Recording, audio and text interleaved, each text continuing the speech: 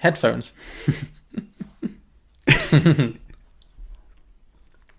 Okay, what am I doing here? So, John, if you could be bitten by any animal, which animal would you prefer to be bitten by? A duck. A duck? Yeah. Why duck? Does it have teeth? Yeah, but it still hurts. Would it? Yeah. Have you been bitten by a duck? Yeah. Really? Yeah. Tell that story. I got bit by a duck. End of story. There's not much to it. Some films are fine just the way they are. Other films sometimes take it way too far. But really, how bad could it get? Let's go beyond the box set.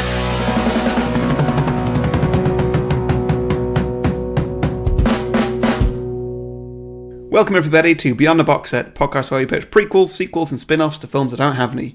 I'm Harry, joining me as always is John. Hello.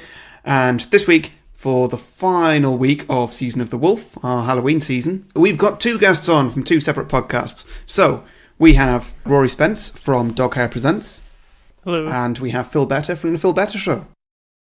Hello, it's me, Phil Better. Yay! Now, there's a very different energy between you two.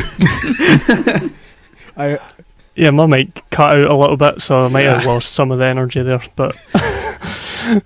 I've had a bit of Red Bull, so I'm sorry if I'm too energetic. Also, for me, John and Rory, it is currently 11 p.m, so that might be a bit of a difference. Which, to be honest, I've already said to John, is my prime time of the day. Oh, wow. Not for me. Prime time is like about 7 to 8 p.m, and then other than that, I'm tired. So. Yeah, I guess this episode's going to be all about me and Phil, and then John and Rory are just going to be very quiet. Yeah. Enjoy. Right, so this week's film is The Wolf. No, just Wolf. Oh, just Wolf. My bad. So, somebody tell me about this film. Rory, do you want to take it, or you want me to take it? You've got Jack Nicholson. Hey, Phil, tell me about this film.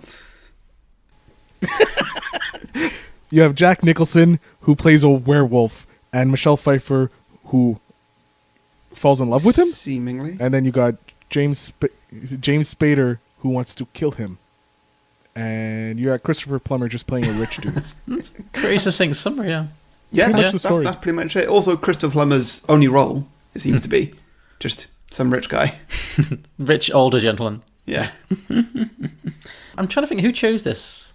This kind of came from that public vote I did where we ended up with Dog Soldiers. Yes. Where Phil and Rory, you both suggested The Wolf, and I thought, hey, it'd be good to have these two on together, and that was the film you had in common, so I thought, hey, and also, I saw Jack Nicholson, and I was like, okay, Jack Nicholson's always a good shout. Yeah. I thought, Yes. Jack Nicholson, he can't make a bad movie, surely. Well, You say Yeah. well, There's a handful, Well then. but yeah. had you seen this film before then?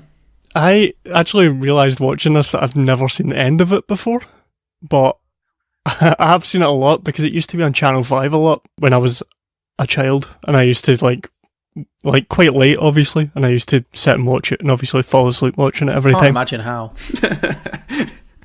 hey, you say this. I watched this at like 2 a.m. or something after a shift at work, and I was fully engaged. Okay. You know, last week I was talking about how I couldn't stop looking at my phone and I had no idea what was happening in the film. Red Riding Hood, yeah. Yeah, this was the complete opposite. Okay.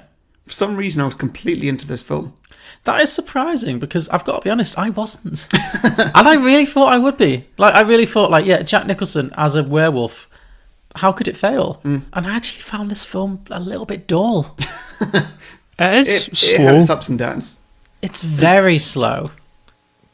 It's very, very early 90s. I really, really like Jack Nicholson, because who doesn't? And I mean, he already looks like he's in the middle of transforming into a werewolf just, on a daily basis. So, it seems like the role he was born to play. So where did this film come in Jack Nicholson's career? Like, had he done The Shining by this point? Oh, God, yeah. This film came out in 1994. When was The Shining? The Shining is 1980. Okay.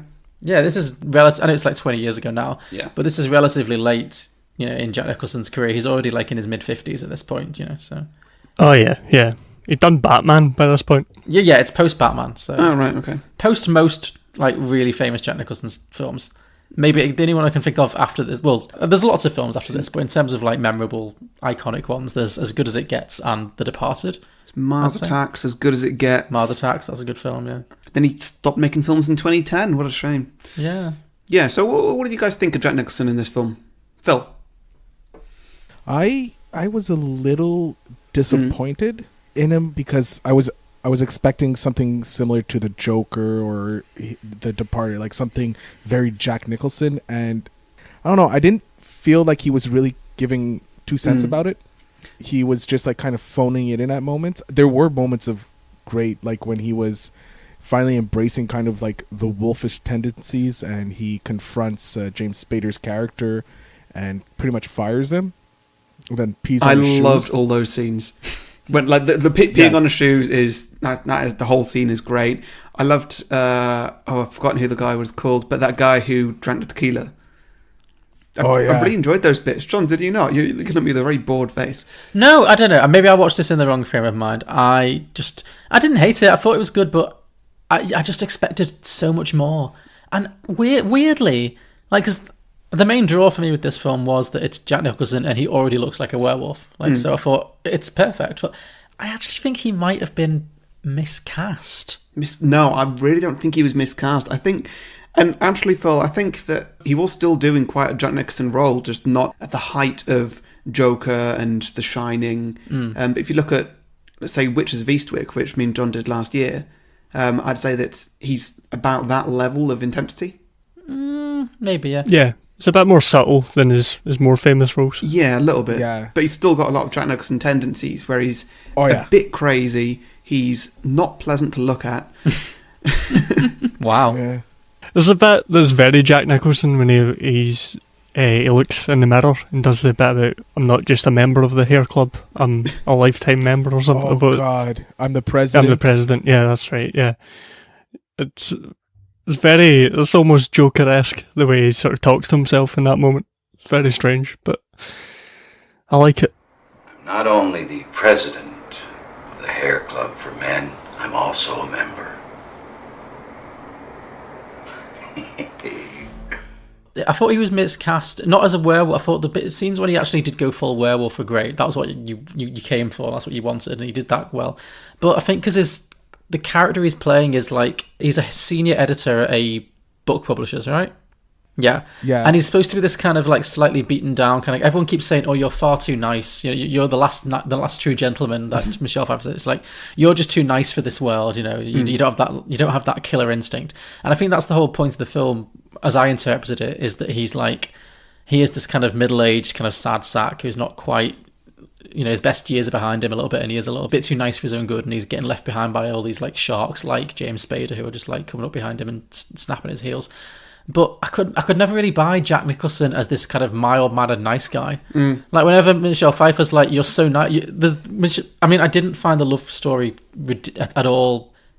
Yeah, because all the times when she's like, I've never met a guy who was so nice to me, who saw me the way you see me, I'm like, are you looking at someone else? Have I seen a different film? Because I'm just seeing Jack Nicholson he can't not seem like a smug asshole. Yeah. Which is fine, because that's what he plays very well, but I didn't buy him as a literary person at all, and particularly as this kind of like nice guy. Because I think the idea is that he is, I guess, that when he's bitten by the wolf, he gets the wolf tendencies, and it makes him like more vital, he's stronger, he's faster, he's fitter, and it's like he's rejuvenated in many ways. Like, and I don't know, that transition didn't really happen for me. He always just looked like old Jack Nicholson. Yeah, I have to agree. Like, he doesn't play meek very well, and this character has to go from meek to strong. Do you think though that that's maybe because of what you're going into it thinking about Jack Nicholson? Like you know Jack Nicholson, so it's like you expect him to be this sort of scary, powerful character. Well, maybe, but then we watched a film called Death Becomes Her a few weeks ago, which had Bruce Willis playing completely against type as this kind of sad sack, overweight, alcoholic undertaker. Like the complete opposite of the Bruce Willis you see in like most Bruce Willis films. And he does it really well. I mean, it's not believable that they keep calling him fat, and he's clearly like properly ripped under his little slightly cushioned t-shirt he's wearing. But like other than that, like the characterization totally, you don't forget it's Bruce Willis, but he definitely manages to play against type really well. And I don't think Jack Nicholson's very good at playing against type. No, he plays one type, and it's Jack I Nicholson. agree. I was just asking if that's the, like, if maybe I'm doing that as well. Because I understand what you're saying. But I mean, Rory, did you like the film? I don't think we've really heard your opinion on it yet. Yeah, no, I did. Like I said, it's very slow, but I did enjoy it. It was engaging throughout. There's obviously some very sort of 90s moments that don't hold up very well, but Such as maybe Yeah, the fight scenes. How every slight bit of action is in the It's worst slow motion there's ever been. Oh my god, yeah. God. That's to make it more dramatic. Yeah, as an attempt at least, but not successfully. I liked it how it was coming to the end and it was going to be, okay, it's going to turn into just a werewolf versus a werewolf fight. I'm interested in that because in this season that me and John have done, we've not seen that specifically. But it was not executed well. Oh God, no. my only other real problem with the film is it kind of doesn't know what it is at times. Like, you don't know if it's a horror film, a thriller, or like a serious drama, or romance. Yeah, or romance. Yeah, it kind of flops between tones a little bit throughout, and it doesn't kind of settle on one. I was going to ask that actually, but that's one of the questions that I've written down. Like, how would you define, just going around, how would you define the genre of this film, if you had to? Like, Harry? Horror movie. Because it's not that horror. Like, it gets there in the end, but a lot of the film doesn't feel like a horror to me. Yeah, it had an opportunity to do a lot of body horror stuff. Yeah, but it doesn't. No, it doesn't. There's never any sort of... He never looks in like he's in pain with his transformation. Not really, Which no. a lot of werewolf movies do. And this one just didn't even try and do, and I think maybe it should have. It would have added something, certainly, to the film. Mm-hmm. I think at the final transformation before the fight, he kind of exudes kind of pain, but it's not like what a regular werewolf film has. Like, if you look at Dog Soldiers or even Underworld, they look fully in pain when they're transforming. But this one, he's just like, oh, it's a mild inconvenience. Oh, the pain. Oh. And you're like, most of the time, he doesn't look like he's transformed at all.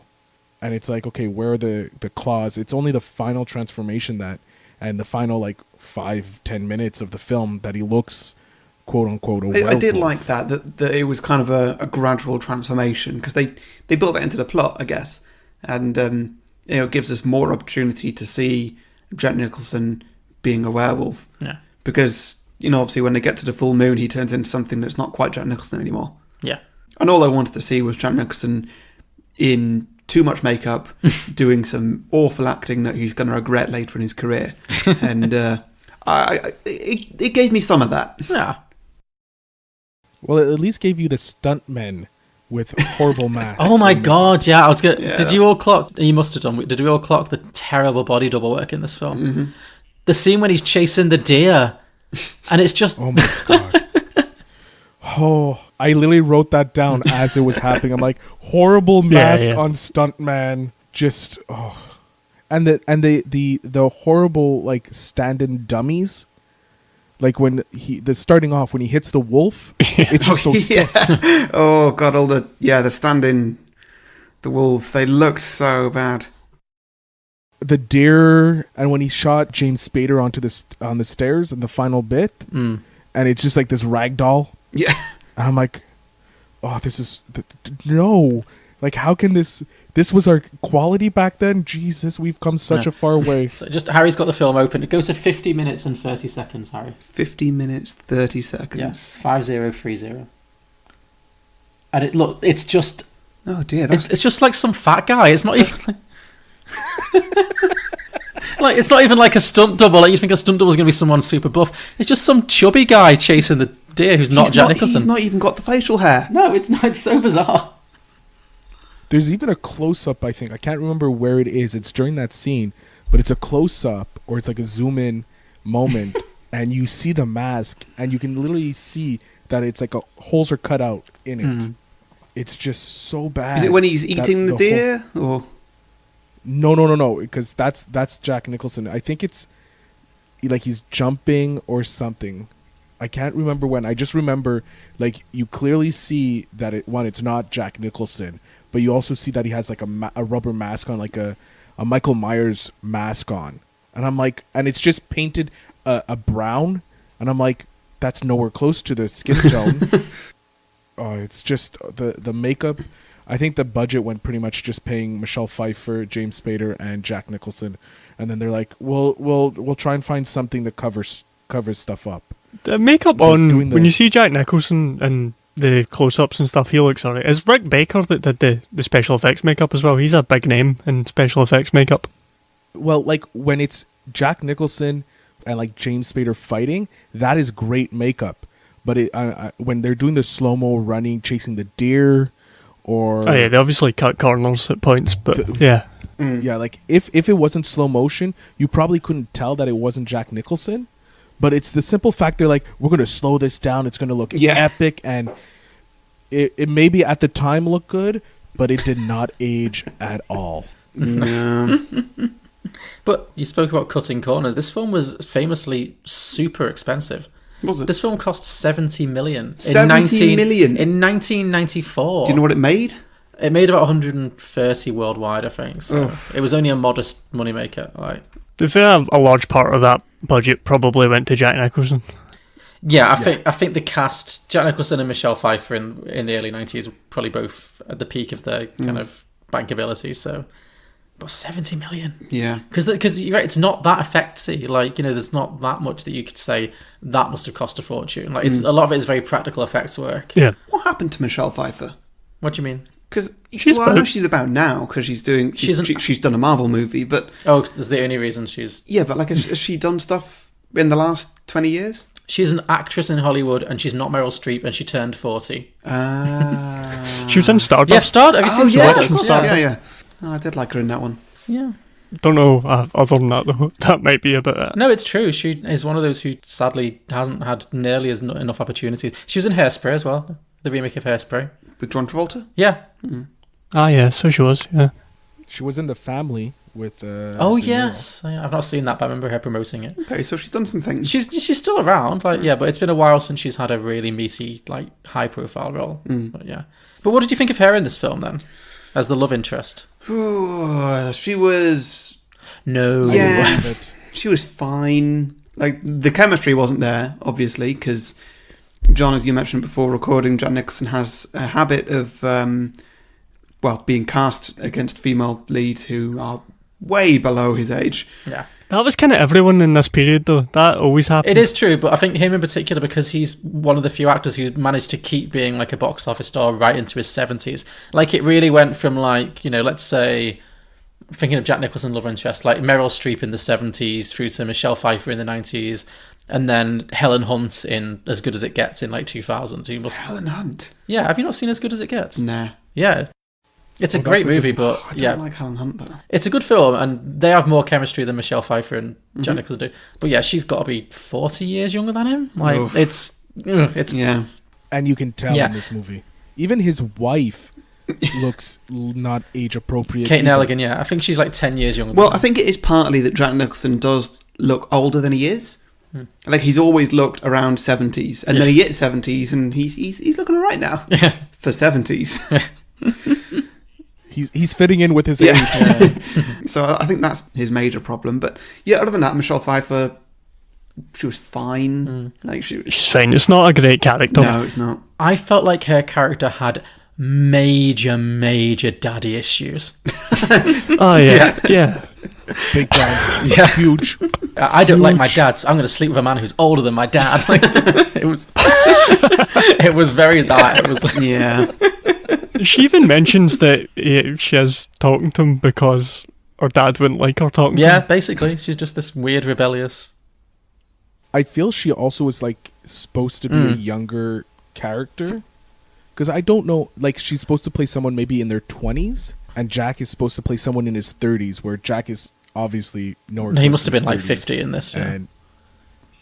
Yeah. And Michelle Pfieffer was probably maybe in her 30s when I this think movie- now I she's don't like know. 60, so 1994 she would have been 36. 36. Okay, yeah, because I know what you mean. Because it felt weird that she would still live at home with Daddy. Yeah. She doesn't. She said she was staying there when she was. Oh, was she? Oh, okay. Well, fair even though it was in the she was living in the cottage, but at the same time, like, the character for me, like the way she was talking and that, it felt like she was younger 20s. And then you have Jack Nicholson, like, because he looks 70 when he's not. And it just like everything just seemed really weird because her character seemed to be like supposed to be in her young 20s. Then you have Christopher Plummer, who looks like he's in his 50s to 60s, and his character is supposed to be like a Rupert Murdoch type character.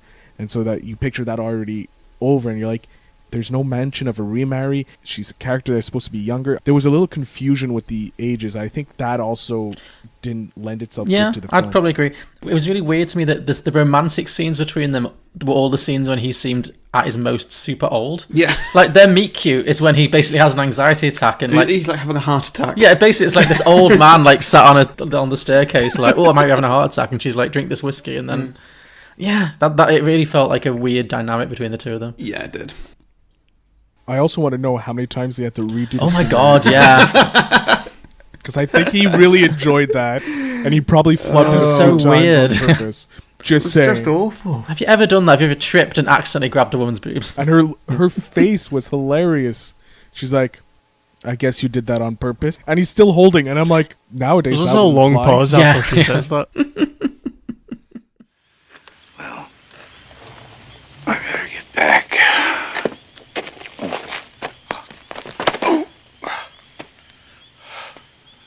Was that on purpose? God. No, you're perfectly safe. I'm married. And that makes you perfectly safe? Yes. One scene of Michelle Pfieffer that I did enjoy, actually, just a very small scene, is they didn't really have a sex scene, did they? They had like a post-sex scene. Yeah. Yeah, I didn't... Thank God. Oh, there was the pan across the floor with clothes on. Yeah. I wasn't really into that. It was a bit macabre. But there was a scene afterwards when they're lying in bed together after they've had sex where she's snoring. And I just thought that was a really nice little detail. Yeah. Because when do you ever see like super beautiful Hollywood actresses snoring? And it wasn't like a joke. It was just like, yeah, she's a human being and she's asleep and she's snoring. Yeah. It was obviously like a choice that she'd made as an actress. You know what? Yeah, I'm asleep. I'll be snoring. But I don't know. I only noticed it because you never see that. You never see an actress who's as beautiful as she is full on snoring, and I really liked it. I thought that was a nice little touch, like a subtle touch, and then Jack Nicholson creepily kissing Yes. Yeah. her. Before Jack Nicholson creepily shows up and starts kissing her, it was a nice touch, like you said. Yeah. It was good. What a horrible way to wake up. Like, he must taste like old tobacco. Old tobacco and leather. Yeah, I mean, it's safe to say she could do better. Yeah. And then we've got James Spader, I guess, as the villain of the film. So Jack Nicholson plays the editorial. Is he the editor of a publishing house? He's like the head of a publishing house, isn't he?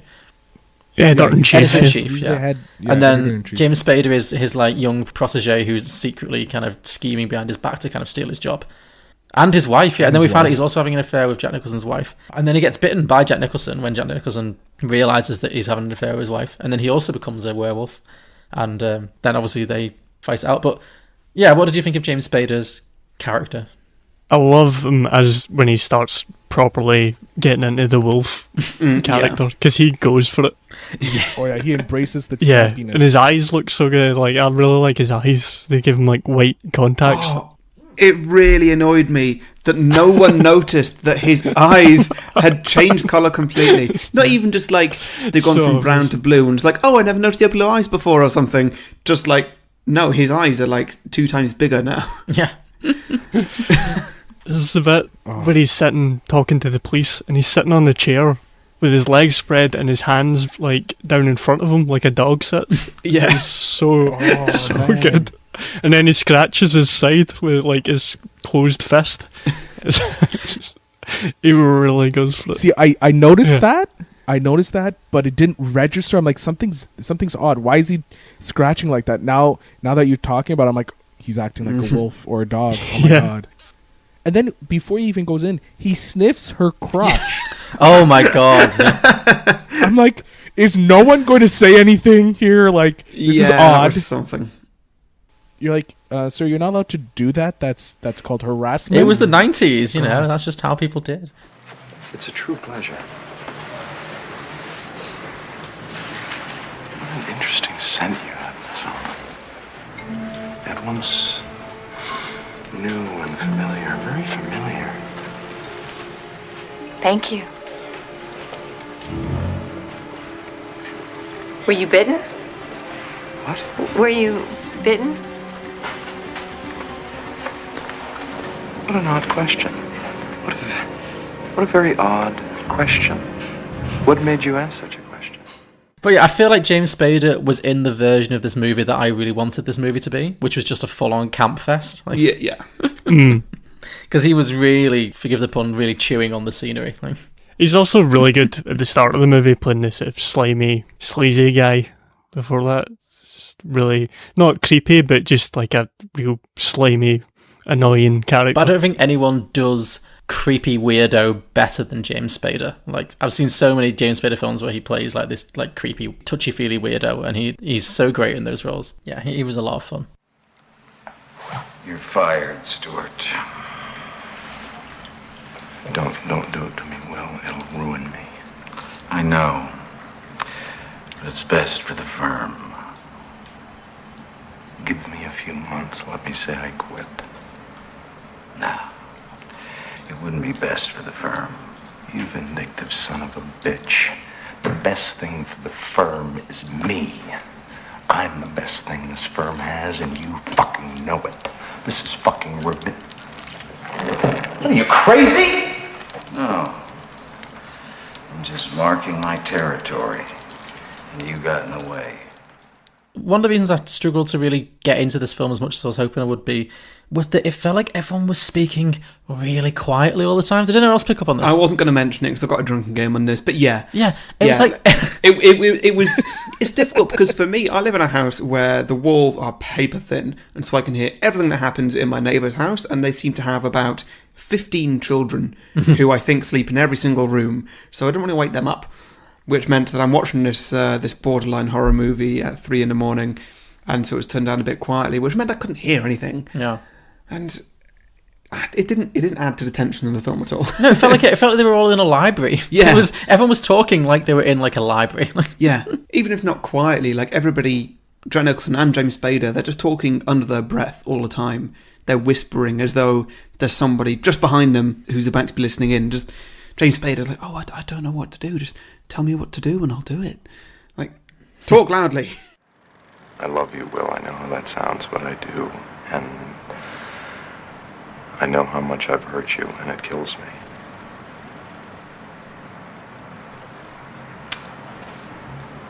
I know I can't. You'll never forgive me, will you? No. So do we have any favourite scenes, any standout scenes that people enjoyed? When I guess his buddy or whatever comes in, he's like, you don't need glasses, and he walks out. It's very 90s. He walks out, stands, he just looks and he hears everybody talking at different points, and just by looking at them he can zoom in on their conversation. Yeah, that's a solid one. Also, when he gets arrested by Ross. I was going to mention that, yeah. We have a feature on this podcast that we call the Friends Game, and every episode we reimagine the film as if it was played by the cast of Friends, but it doesn't really apply this week because this is the first time a film has had a member of the cast of Friends. Yeah. It's great. You know what I liked about that? He's in Central Park Zoo, where another one of his famous roles takes place. Madagascar. It was brilliant. I can only imagine the joy. Harry, did you see that coming, or was it complete like, oh my god? Of course I didn't see that coming. No. I mean, how could you? Yeah. So this was the same year that Friends Season 1 happened. Really? Yeah. Yeah. Like, imagine how excited he was. Like, I've just booked this Jack Nicholson movie. Oh, and I've got this TV thing. That's probably not going to go anywhere. Yeah. He's saying, I've got this Jack Nicholson movie, and I've got the best, funniest line in the movie. Right there. Right there. Right there. Put your hands on the cage. Hands on the cage. Spread your legs. Spread them. All right, he's clean. What? He's clean. Clean. All right, put your hands behind your back. Hands behind your back. Neutral. Hey!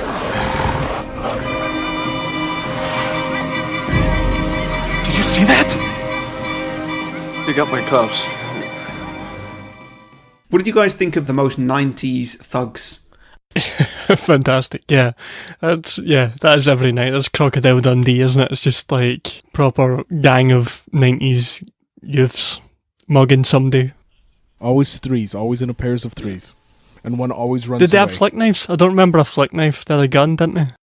Yeah, he had a gun. He pulled out a gun and is like, I want all your money. And then Jack Nicholson is just smiling as Jack Nicholson does. Then you hear dog sounds. Random I dog loved the sounds. scene after that when he's just at work the next day and he just reaches into his pocket in the bathroom and just pulls out 2 like fingers. Yeah. It's like this is the first time that you Yeah. You wouldn't have noticed? it feels like this is like lunchtime. Like Yeah. I also want to know what he did with them after, because he appears to just leave them in the sink.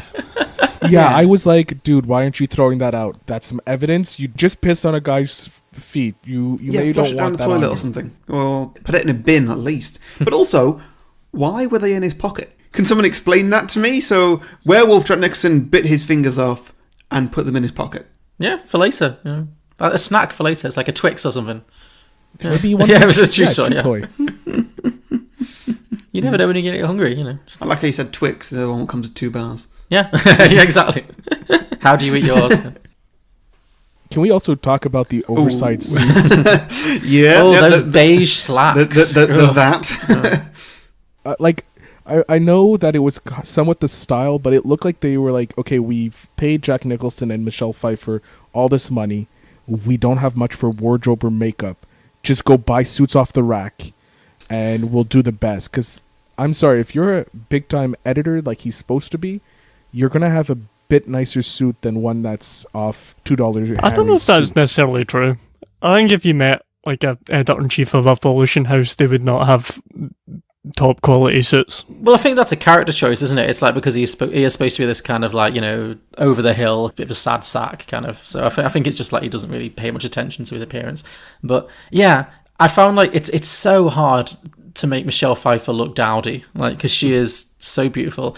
But those khakis they had her in, like she looked like some kind of 90s lesbian safari. I don't know. There was a lot of. It was a weird vibe. Yeah. When we first met her, I thought she was actually like in a topless shirt or something that was just delved super low. And I'm like, they didn't really wear that in the 90s. Also, it's supposed to be fall. Or like it was winter for like 5 seconds. That's true, ago. yeah. That early scene is. And then all of a sudden he's in New York and it's fall. I'm like, I live in Canada. I'm not that far from New York or Vermont. And it doesn't change that much. Police detective. Could I have a word with you in private, Mr. Randall? Well, that won't be necessary. This is Miss Smith, my fiancée. She can hear anything that you have to say.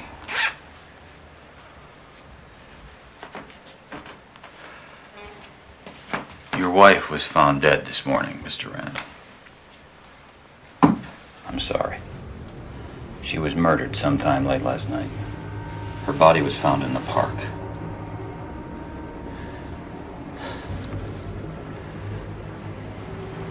How was she killed?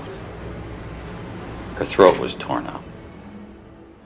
Plot-wise, so Jack Nicholson obviously gets bitten by a wolf, then he starts turning into a werewolf. He finds out his wife is having an affair with James Spader. He confronts James Spader and bites him, so then James Spader also becomes a werewolf. But we don't find that out till the very end. That's like the twist. But his wife gets killed and ripped apart by a wolf. We never see that scene. No. But we're told about it. It's like and then obviously Jack Nicholson thinks he's killed his own wife. And then the police come to investigate. The police, as represented by Richard Jenkins, who has apparently looked exactly the same, much like Christopher Plummer. Christopher Plummer's been 90 since like the mid-70s. I think Richard Jenkins has been 50 since the mid-70s. He looks exactly the same. It's weird, isn't It's it? creepy, yeah. Right. Is he the worst police officer in the world? Well, yes. How he became a detective, I have no idea. The amount of times when he's like so unprofessional. I loved the bit where his partner just gets left outside. Yeah. There's the two of them knocking on the door. Michelle Pfeiffer's like, what? And then she accepts that, yeah, you can come in or something. And she shuts the door straight as Richard Jenkins comes in. Yeah. And then his partner's just left outside, door shut in his face. Great. I'm sure he's glad he made the trip. Oh, yeah. This is a very interesting door. I'll just stare at it, and if my partner needs help, I'll rush in somehow. I didn't understand that either. That both of them didn't come in, and his partner didn't say a word. I don't think he said a during word that. in the whole film. I don't think he had any dialogue. They talk a little bit after that scene, I think, when he comes out. Oh, okay. It's actually just now clicked that, because I lost focus sort of partly at that point, because I didn't see the two of them at the door, and then just saw him come out, and his partner was there, and I was confused why there was a guy just standing outside the door. So I must have just spaced out for a minute and not seen the two of them standing at the door.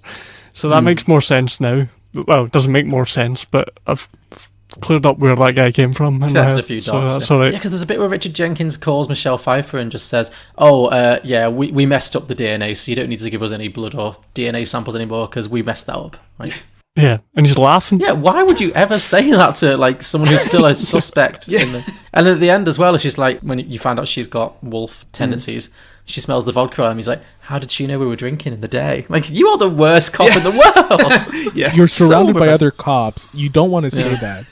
But also when James Spader finishes giving his testimony or his statement, he's like, we got him right here. I'm like, you can't really use that so much. You may want to corroborate the story somewhat. Just saying, seen a few police movies. You'll need a bit more than just someone's statement, because that's here can be. I mean, that saves a lot of detective work if you've just got him. So he was really giving me like Police Chief Wiggum from The Simpsons vibes, just like oh god, just the ineptitude. Oh my god. Because there's the scene, and I really like the scene in the police station when James Spader's like giving his testimony and being super suspicious. Like when he goes, but you can't tell him that because if I do, I'll deny it. Yeah, it's like, and then he's like, where is whatever Michelle Pfeiffer's character was called? Does anyone remember? No. Laura. Olden. Okay. He's like, where's Laura Olden? He's like, she just left. And then James Spader literally races out the building so fast. and then Richard Jenkins is like, yeah, it's probably Jack Nicholson. Not the guy who's just gone running after the only other witness. Yeah. Yeah. Although she also acts super suspicious at the end. She's the one survivor. Everyone, like, Jack Nicholson's missing, James Spader's dead, the two, like, security guards are dead. Mm-hmm. And then she comes out wearing this, like, black dress. And what was that?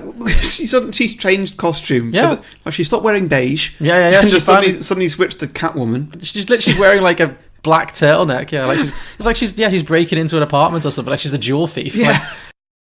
Like, I wanted to say, like, the transformation from like human to wolf, it varied greatly, because like Jack Nicholson got bit. It took him, I would say, maybe a week before he was full wolf, because the time frame of this movie is all over the place. I was under the impression that it was until the next full moon. So for Jack Nicholson, it was almost exactly a month or 4 weeks. But then for James Spader, it was, like a week or a week and a half or something. Well, James Spader's like half wolf all the time. Like Jack Nicholson's like either or. I mean, I know he's got the medal, so maybe that's repressing the transformation. That's true. Yeah, because it was more of a nighttime thing, really. Yeah, it was James Spader's like got the eyes all through the day, like. Yeah, but it was always sort of building up to the full moon, and that's where you turn full wolf. Yeah. Okay. And then you had Michelle Pfieffer, who, like 30 minutes maybe later, she's nearly full wolf or has nearly all the powers of the wolf. And it's like, when did she get bit? I have a theory about that. Like, okay. All right. I don't think she did get bit. I think it may have been sexually transmitted. Oh, interesting. Well said. Interesting. What good reactions from everybody. Rory just blew all our minds combined. Yeah. So that's been a little while, a few days at least. That would make sense. Are we all just now imagining those two having sex? Is that why we've all gone silent? Unfortunately, yeah, I think that's what happened. I'm imagining the scene from Wolf Children, like. Oh yeah, yeah. Which is just where she's just snogging a dog. Like, yeah. Oh god. It's weird, but I'm glad it happened. Yeah. But yeah, at the end of the film, she comes out and she's like, "Oh, I've been in my room the whole time. What's happened? Like, 3 people are dead. How shocking!" Like, she'd have so many questions to answer. She'd be suspect number 1. She absolutely would be suspect. She's the number 1. only living person. Yeah, but they were still on the scene, and she's like, "Oh, I didn't hear any gunshots. It's a gunshot. It's very loud. Yeah. What were you doing? Getting dressed?" No, she said she heard sorry. gunshots. She said she heard gunshots, but she didn't want to go outside because she was worried. I'd be like, why didn't you call the police? What's happening? I heard gunshots. I was afraid to come out. Are you with Will Randall? Where's Rambler? I'm not sure. I just hung up on him. As far as I know, he's on his way to Teterboro Airport. Yeah, so on the whole, the police. I feel like the police work in this film was severely lacking. Ah, yes. Yeah. The last thing I wanted to bring up, and I don't know if anyone else has much else, is the score. Did anyone clock? Yeah. Ennio Morricone. Yeah, who's great. And I don't think it's I think it's a good score, but I feel like it's a good score to a completely different film. Yeah. It was weird. That's odd choice for Ennio Morricone. It didn't connect me Yeah, to the movie. it was like you'd have this like scene of like, you know, the wolf transformations, and you'd have these scenes of like action and horror, and then you just have this weird like noodly saxophone solo happening in the background. It's like, what's this? There was a lot of saxophone happening. There's in a the lot of score. brass, yeah. It was not brass, just saxophone. Just saxophone, yeah. There were no trombones and trumpets. Sure. Well, I wasn't confident in my ability to tell the difference. I think that could have I added to absolutely it. agree. A bit of trombone and that would have been great. But no, just the saxophone. Do you think it was just some Ennio Morricone leftovers? Yeah. Must have been. It didn't feel like it fit the scenes it was in. Like it was, I found myself very distracted by the music.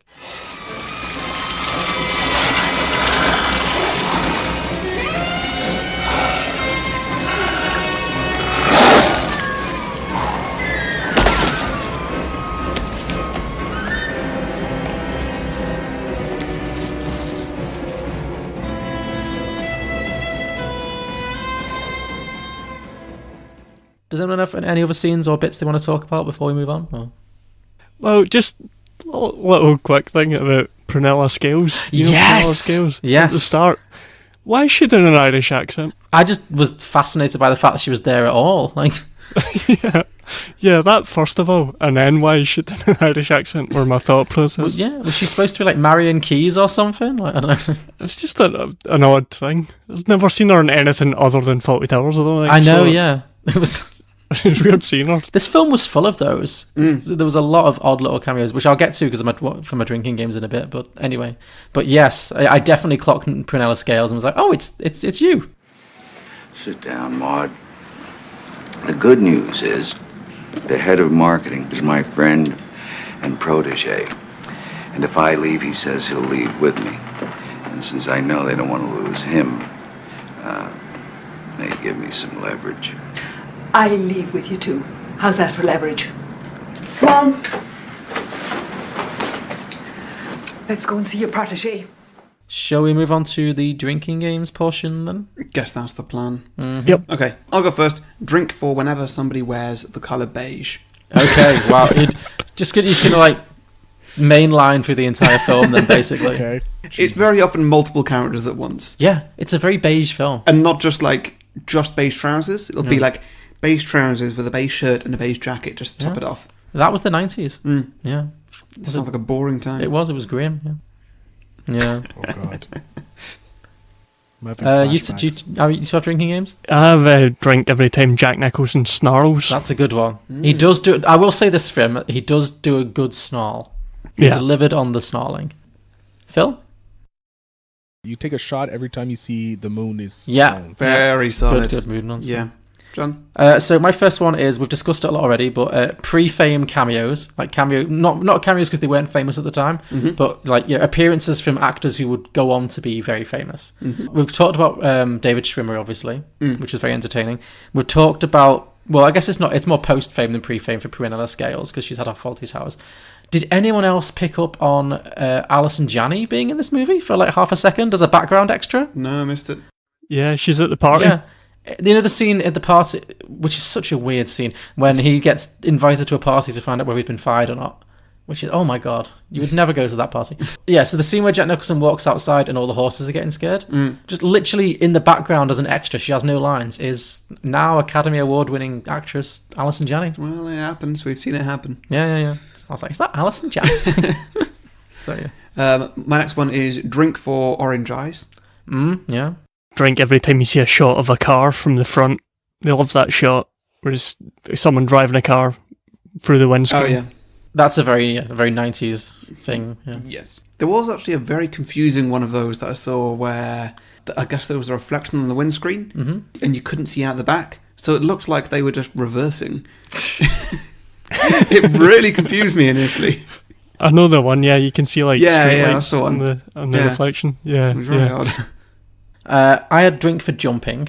Yeah, okay, The jumping, fair. there was so much jumping in the like slow motion, like for all fours jumping. It was amazing. I think you'd die with the final scene, like the final fight. It's easier just to waterfall it because the whole scene is them jumping. They're not even so much fighting as just like doing acrobatics like opposite each other, just like.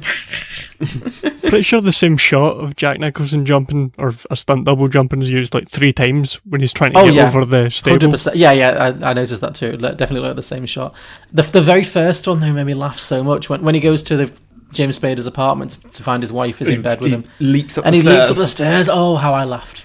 It was great because he took the steps like 4 at a time and then just went onto all 4. Then he's just like, yeah, fuck it, I'm taking it 1 wall at a time. Yeah. So good. What have I got next? Drink for injuries. It's again one of my standards. I'm not very good at this. So just drink whenever anyone is bitten or injured bitten, and- scratched, or anyway. Sure. Okay, that's passable. Yeah, it happens every now and then. I have drink every time they use slow motion to be dramatic. Ooh, Yeah. yeah, I would say like a good 40% of this film is slow motion shots. yeah, Yeah. This film could have been 90 minutes if everything had run at like actual time. yeah. Drink every time you hear stuff from Jack Nicholson's perspective. Oh, yeah. That was a good one, yeah. I had drink for questionable special effects. Oh, solid. Yeah.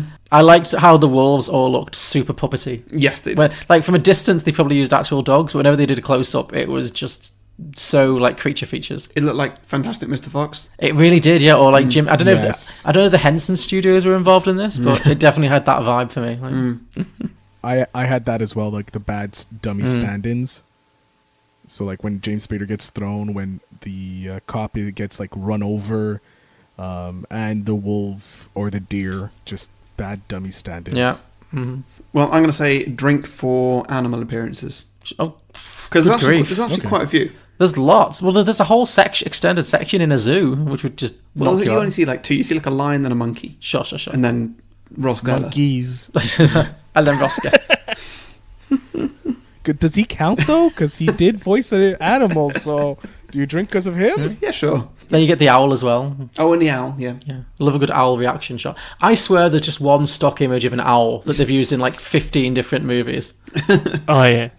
Yeah, definitely. Yeah. Most horror movies of this period had an owl reacting to things. Always that same owl. Yeah. I did like how there were no cats in this. Oh yeah, same. Because cats, they were smart enough to just be like, you're just going to keep away from this guy. You had to bring up the cat. Yeah, of course I did. I liked how there was no cats in it as well. Always a plus for me. Yeah. Any more or? That's pretty much all for me. Oh yeah, that's all I mean. Okay, so before we get to some sequels, I just want to remind everybody, Rory knows this, that we are on Patreon. Mm-hmm. So if you go to patreon.com/beyondtheboxset, you can support us by giving us a little bit of money. Rory, you've literally done this like a couple of hours ago. Yeah, thank you very much. Thank you. I did, yeah. And my life has changed for the better since. So I recommend it. I'm glad. Yeah. I'm going to be doing it in the new year. New me, new Great. Patreon Thank you. I supporter. look forward to that. Yeah. I'm just broke right now. So on Patreon, I promise I on will. Patreon, if you do support us with as much or as little as you like, we'll give you a bonus show, which is about weekly. It's called Beyond the Box Set, and we review films that are in cinema right now. And every now and then we review a film that we're not going to do on a main show. Always chosen by other Patreon supporters. Mm-hmm. And also, at some kind of interval that I keep forgetting, patrons can put an advert in the show. Come on, Could be do your best. So every Patreon gets just they just get an advert and it cycles through them as time goes on. Yes. Right? So everyone every Patreon gets one advert slot. How often? As many weeks as we have Patreons. No. This doesn't make any sense. How does it not make sense? It's so simple. It's so simple. Everyone gets one a month. One per month. Mm-hmm. That's it. Okay. I don't know why this is not going into your Because head. I have no memory, John. None at all. Okay, fine. Well. If I understood it... So, once a month, and Everybody gets a 30-second ad slot. okay, cool. As there might be multiple ones in a single episode. Yes. Got it. Okay. Okay, I feel like I'm going to remember it this time. I'm not going to lie, I'm not confident. No, me neither. But, well, this is now the point where I would normally point at something in the room and advertise it for 30 seconds. Or Phil and or Rory, probably and Rory, this is a good opportunity to plug your shows. I'll let Rory go first, since he's the Patreon supporter. Oh, thanks very much. Yeah, I have a podcast called Doghair Presents where I attempt to teach people about things, and I have guest hosts that do the same. Usually, like, fairly geeky things like movies, comic books, video games, stuff like that. Although, not necessarily. We do have episodes on history, science, recent episode on music. So, a wide variety of things delivered in a fun, entertaining and hopefully educational way.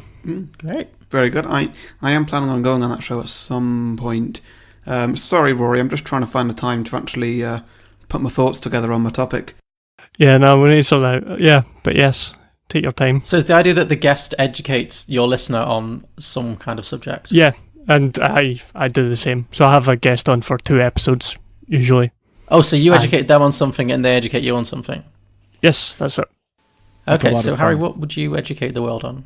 I think my topic was going to be Steve Jobs. Oh, yes, you've told me this. Okay, fine. Cool. He's come up Rory, in a few episodes, but never a full episode on. Okay. So what would you then teach Harry then if he was going to teach you about Steve Jobs? Oh, see, this is usually a last minute thing for me, so I don't usually prepare this far in advance. I usually try and tailor it to the guest a little bit. So it would probably be a movie related thing Sure. I'd want to go for. Well, Harry's very ignorant about movies, so... I hate them. I do have a third part of a series on Marvel movies that I need to do at some point, so it might be that. Well, that's probably quite appropriate, yeah, I'll be honest. So yeah, I might do that one then. I've got Marvel movies from 2014 to 2018 to cover. I've done them all up to then, so great. that's on the list to do. So probably that one. Yeah, I'd love to do that. Cool, I'll mark that down. We'll then. arrange something. We'll put that in. Cool, so that was Doghair Presents. Phil, what have you got? I host the Phil Better Show, the #1 Canadian podcast on movie stuff. We do top 10 lists, top 5 lists, top 3 lists. We discuss best directors. I have my permanent co-host Al, who's the #1 DJ in all of Montreal. I say that. He doesn't agree with me, but it's fine. And I also have guest hosts on, and they bring the topic, and we just gush about certain things. Sometimes top 5 directors were one. I had Harry from the Rank List on that. We talked about Ryan Gosling and the beautifulness that is Ryan Gosling, and yeah, we just a whole bunch of fun stuff. Sounds great. I really need to work on my pitch. Well, I'm hoping to guest on that show as well at some point. But Phil, you also mentioned another show recently online. I don't know if you're going public with that yet. Oh yes, well, I'll go public. Might as well tease. I'm going to be starting a second one called Better Netflix Reviews. It's where I have a guest on and we discuss and review a Netflix original. So anything that Netflix produces itself. So like BoJack Horseman, Orange is the New Black, Disenchantment, all those type of things. Even their comedy specials, since they produce those, we'll do some of those. And yeah, just have the guest on and we discuss all that stuff. And that one actually came about because a buddy of mine was watching Haunting of House Hill. Oh, I really want to watch he's that. Like, dude, it is good. It is so good. And he's like, dude, I want to talk to you about it, but I don't think it's suitable for your main show. So I decided right then and there, as he's sitting and we're watching this, to do a podcast on that. So that will be coming probably sometime. I don't know when. I don't have a release date, but look for it. Well, whenever it does, John, I've already booked a place for Orange is the New Black. Great. If you'd like to join. Sure, that'd be fun. Yeah. I would love to have you both for the main show and for the other show. You're both more than welcome.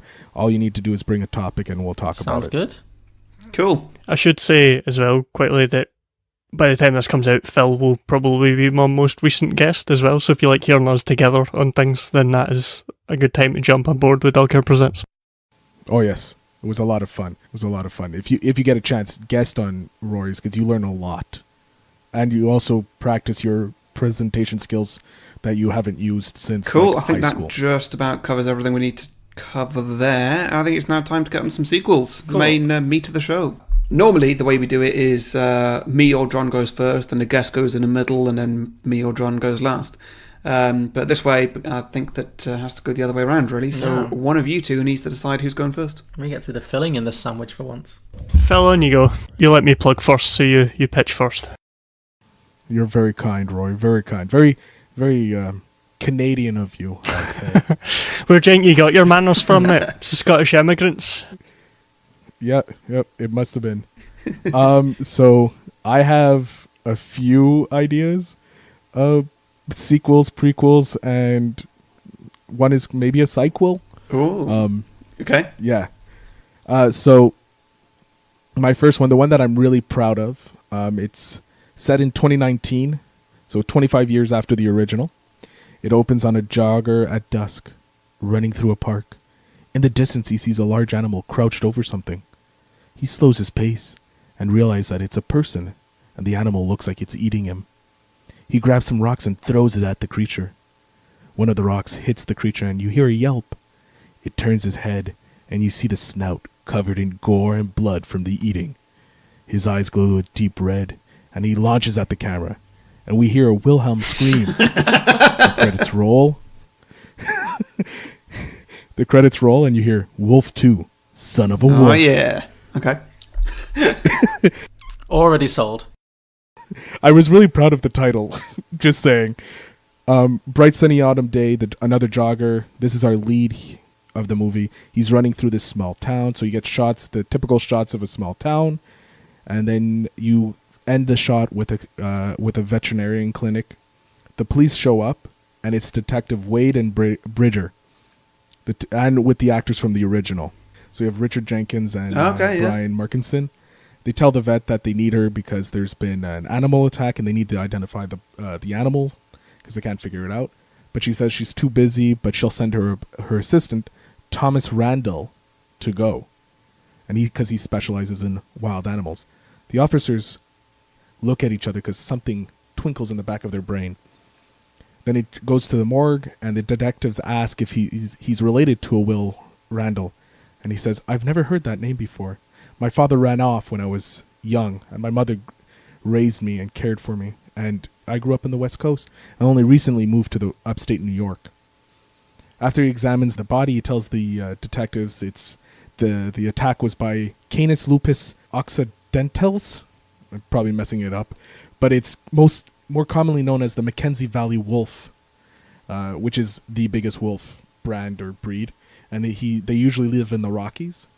More odd things happen in the movie, and the detectives are getting more reminiscence of what happened 25 years ago in New York City, and that's why they left for this small town. Also, the actor that plays Tom is by Ray Nicholson, Jack Nicholson's son. They look a lot alike. Yeah, he's been in a few things, nothing big, but he has been in a few roles, so I think this would be appropriate to play this character. So they go hunting, right? Tom goes with them, or Ray, and they find tracks, and they go into a den, and they see that the tracks turn from wolf to human, and then they mention this to Tom, and Tom goes, "I was hoping you wouldn't notice these."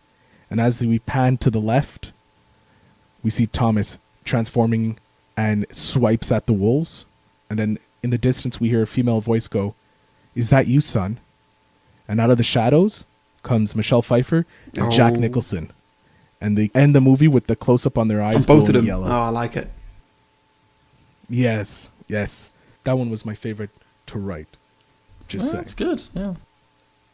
My sequel or prequel idea is called She-Wolf, and Rory kind of touched on it, so I was really a little worried that when he mentioned this, but it's the story of how Laura Ellington is actually the wolf that bit Jack Nicholson.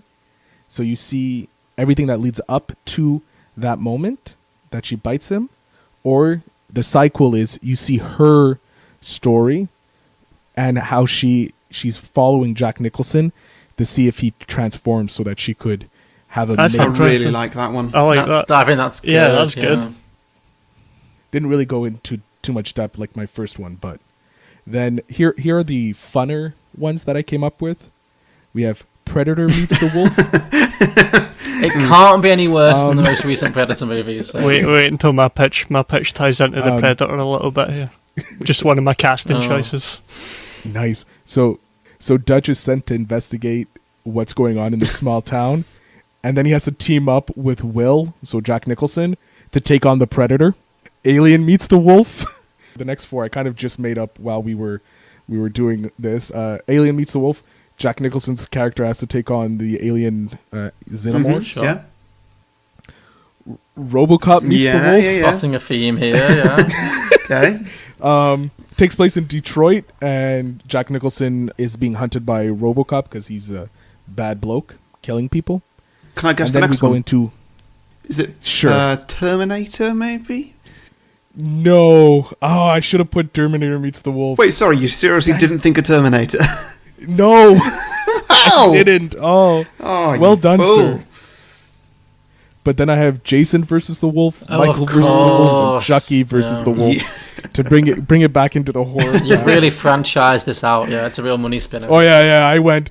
We can go full franchising. Either Harry and Costello, those things, or just go the versus method. So that's pretty much Now, mine. okay, so given that one of the rules of our show is that when you're pitching a sequel, it has to be something that you could film in the present day, i.e. in the year 2018. So when you're pitching all of these franchise crossovers, like The Wolf meets Terminator, The Wolf meets RoboCop, The Wolf meets... what was the one you said? Alien. The Wolf meets Predator. Alien, The Wolf meets Predator, etc. Are we now saying Jack Nicholson, at the age of Yes. 81-year-old Yes. Jack Nicholson, is now fighting the Predator? Because Yes. just because I only asked because you mentioned No, I think Jack Nicholson 81 plus a lot of dodgy looking stunt doubles. yeah. Yes. Yes. Oh my God. Yes. I mainly asked because when you mentioned that you wanted to cast Jack Nicholson's son, Ray Nicholson, and I couldn't picture what he looked like, so I googled him and I couldn't. Well, I found some pictures of him, but I also found a picture of Jack Nicholson from this year, and I just liked the idea of this Jack Nicholson in like a full action movie. Oh my. Oh no. What has he done to himself? He's old. He's 81. That's not what happens when people get old. It's like someone's taken the features of Jack Nicholson and they've shrunk them. But then they've expanded the outline. Yeah. Yeah. Oh so dear. comes to us all. Oh man, that is... Okay. Anyway, yeah. So I like that idea. I'm very fine with having Jack Nicholson at 81 play. Sure. Oh God. I mean, I think the insurance might be quite high, but see how that goes. But the dodgy stunt doubles, that's perfect. key, yeah. Because then your insurance is low because he's not doing any of the stunts, and you have the bad mask as well. Yes, of Yeah. course. Of you have course. to have that bad Yeah, mask on, absolutely, of course. Hi, I'm Mike from the Genuine Chit Chat podcast, where we have honest conversations with interesting people. I speak to a wide variety of guests, from travellers to musicians to those afflicted with mental or physical illnesses. There's really no subject that's off limits, from movies to politics and even controversial topics ranging from sex to drug reform and political correctness. So if you still believe in the art of conversation, are intrigued by healthy debates with different ideas and perspectives you may not have thought of, and want a podcast where every episode is about something different with a variety of guests, then this may be the podcast for you. You can hear us on YouTube and all your favourite podcast apps, and follow us on Twitter, Instagram and Facebook. So if you want to hang out and listen to honest conversations with interesting people, then come to Genuine Chit Chat, where I'm your host, Mike Burton. So I guess it's time for us to provide our filling to this little sequel sandwich. Yeah.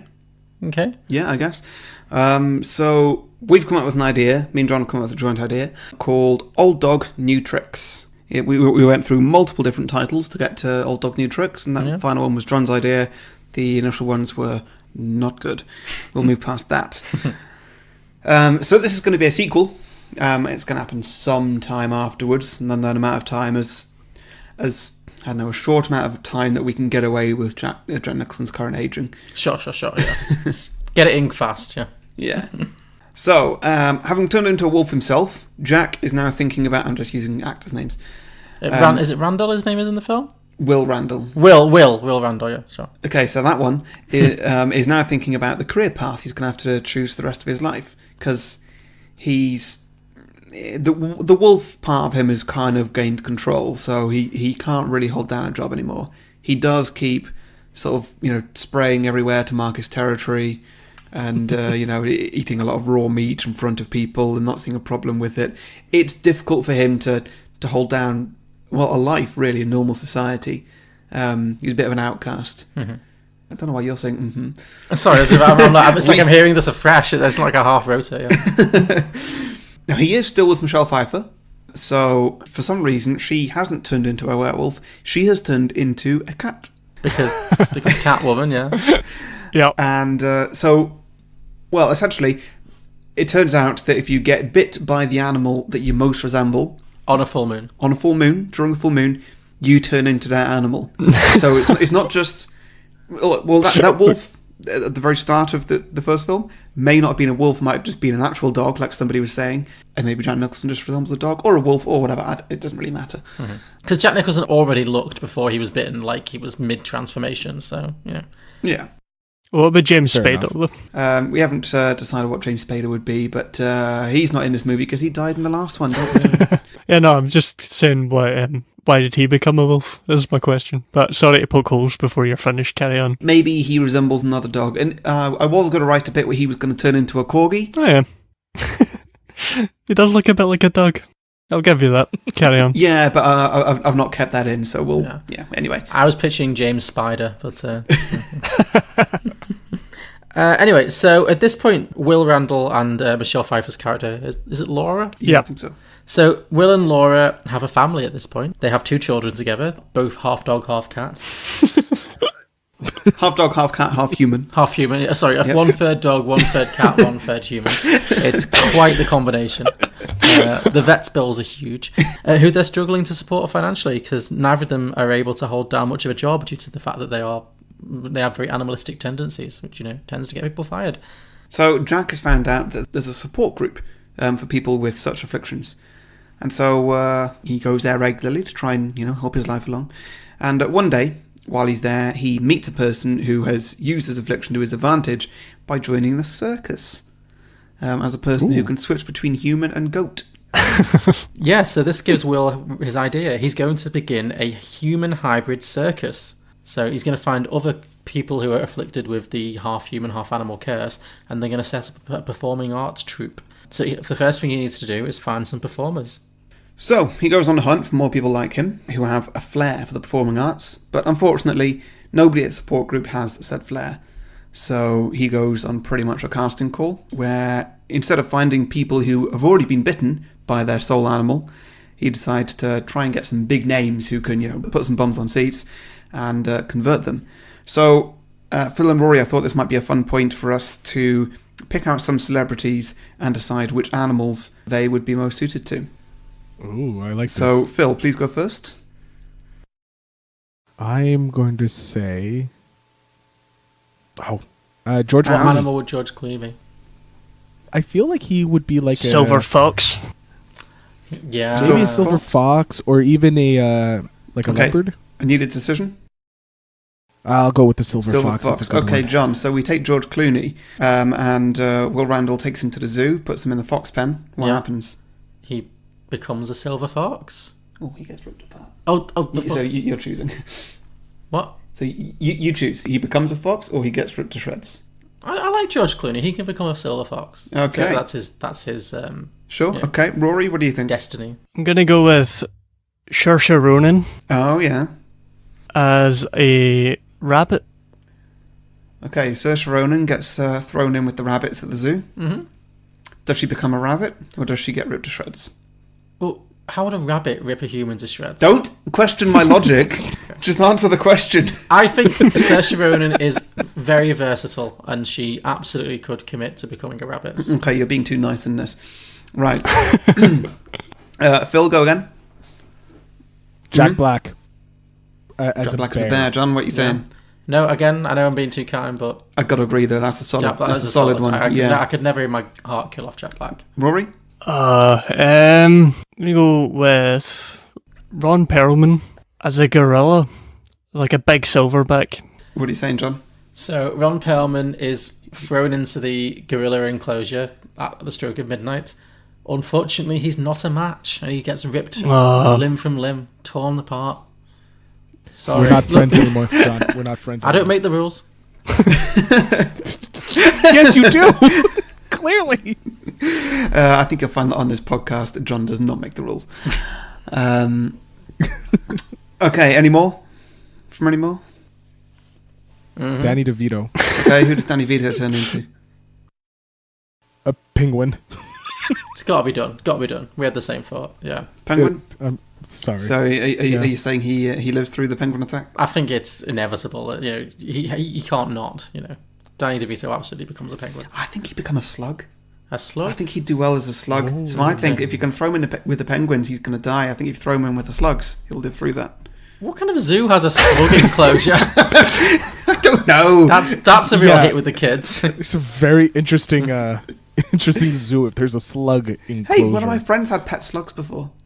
Oh, great. Wow. Man. Yeah. We move on. Yeah. I actually have a phobia of slugs. Okay, well, anyway, moving on with the story now, shall we? Okay, so at this point, he has gathered his cast of famous celebrities who transform into animals, and we then see a montage of them creating this fabulous circus. At this point, it's probably worth revealing that basically this entire plot is a rip-off of The Greatest Showman. So the idea is that there's just going to be this whole fabulous circus routine of animals who look like celebrities and celebrities who look like animals, just doing their thing and singing some songs. I almost said Hugh Jackman too, and I couldn't think of an animal to pair him with, so I gave up. Other than Wolverine, which seemed a bit on the nose. Well, I mean, there's an obvious answer, yeah, but with Jack Nicholson instead at the centre of it in all his 81-year-old glory. So yeah, there's nothing that man can't You could pull it off. So, as with pretty much every idea I write, this is going to involve a montage. And it's going to be a montage of more and more successful shows of all this circus. So Jack Nicholson, he's going to diversify a little after a while, and he wants to start managing a dog show of some sort instead. Like Crufts, maybe. Like Crufts or something, it's fine. Because, maybe circus is fine, but it could bring in more money. So he thinks dog shows where the money's at. He's seen Britain's Got Talent. He saw that dog that won it or didn't, or I don't know. How could you acting like you didn't watch that show? Hey, I don't watch shit TV. No, you never. And so, well, in The Greatest Showman, how Hugh Jackman goes off and he has an affair with his opera singer, who doesn't sing opera, but whatever. So Jack Nicholson, well, he's going to go off and have, he's going to have an affair with some dogs, essentially. Because remember, he's a dog at heart. He's a wolf. Yeah. That's fine. Yeah. So there is going to be a scene where Michelle Pfieffer is going to walk in on him in some kind of a threesome with a couple of poodles. Yeah? Question. I'm not sure if you're going to go down there, but is he in wolf form or in human form when this happens? I think I would like to see Jack Nicholson in this scene. Human form with two poodles. Just like... Oh God! We don't see what's going on fully. Like there's a quilt involved, He's just pulling up his quilt, and the two poodles are there. Yeah. Yeah. Is there a big age gap? Of course, there's a big age gap. It's Jack Nicholson. He's never dated anyone less than 30 years younger than him. Yeah. Just checking. Even in dog years. Well, in dog years, it's even worse. I'm not worried about the age gap. Now we got quite far into this idea of ripping off The Greatest Showman. And then it got to the point where, well, firstly, you guys are both waiting to record this episode, and also we forgot how The Greatest Showman ended. It's been a while. Yeah, I think there was a fire involved or something, but what do you guys remember? Because I haven't seen it. Yeah, we haven't seen it. God, So. we're relying on you. We're pretty much out of steam here. I actually avoided it on purpose, so yeah, I can't help you. Wait, I'm thinking of something. I think I may be able to finish this. So, after Michelle Pfieffer storms in and sees him canoodling with the poodles, he bounds up and he's like, "I'm so sorry. I didn't mean to do it, but I'm a dog." And then a singing number about how he's a dog of a person. and she just leaves him, and now he has to deal with 2 upset Okay, poodles. so he's got to keep his friendship with these poodles or something, or Maybe Yes. he's knocked up the poodles. yes, And now he's there stuck. it is. God. There it He's is. stuck in a hell of his own making with Yes, and he has to take care of all his pups. And there's like, the litter is like 10 Yeah. each. And also, these are just actual dogs. Yeah. They're not even like Yes. half human or something. So, but he still feels like a paternal instinct towards them. Yeah. The moral of the story is always get your dogs fixed. The next day, does he get spayed? Yeah, Yeah. remember there's a post-credit scene of him getting spayed, yeah. You have to have the original host from The Price is Right. He has to come in at the end of this movie and say, and remember, folks, get your dogs and cats spayed Is or that where that neutered. comes from? I've only heard that when RuPaul says it. I didn't realise he ripped it off from someone else. That's great. Yeah, he ripped it off from Bob fantastic. Barker. Okay. Who is a dog person in this? Bob Barker. Bob Barker. Yes. Oh, man, yes. Yeah. Well done, sir. All right, and so Well that's how done. it finishes. And so that was Old Dog, New Tricks. Thank you for helping us out at the end there. Very welcome. Rory, over to you. Okay, cool. So mine is called Wolf 2 The Hunt. Mm. So we open on New York City, full moon, obviously. And we hear that there's been a string of animal attacks around New York. Mm-hmm. And animal control officer, I've put him down here, played by Trevante Rhodes. Oh, nice, yeah, from Moonlight, yeah. Yeah, from Moonlight, and also The Predator. Oh, yes, him, yeah. Yeah, he's a fantastic actor. And the best part of The Predator, in my opinion. I mean, it's not a high bar to jump over, but I would agree. He's working with, he's an animal control officer working with the NYPD to investigate these attacks. Uh-huh. I don't know if that's what animal control officers do, but for the sake of this plot, Yeah, sure. that's what they're doing. He's like a detective. He's an animal detective, basically. And there's a pattern of very specific attacks emerging. People involved with, or used to work with, McLeish Publishing and all of Raymond Alding's holdings, including an attack on David Hyde Pierce. Oh, no. Yeah, he's been murdered, unfortunately.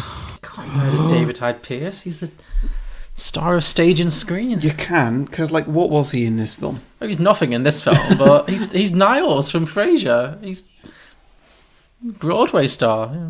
We give him a good scene before Good, before yeah, he gets give him murdered. a good death at least. Yeah. Yeah, but we see it's sort of shadowy, his attack. Maybe his is the one we do see, but it's shadowy. We see a sort of beast-like creature attack him. Mm-hmm. The investigation basically uncovers the details of the movie through noticing similar patterns of attack and similar deaths, essentially. And they also uncover that after the events of the movie, Laura Alden and Will Randall went missing. Mm-hmm. The investigation also leads to a Miss Alexius, I'm not sure on the pronunciation, but the granddaughter of VJ Alexius, the doctor who gives him the talisman. Oh, yeah. I'd like her to be played by Naomi Scott. Don't know if you know her. Whose name is She Scott? was the Pink Power Ranger in the 2017 Power Ranger movie.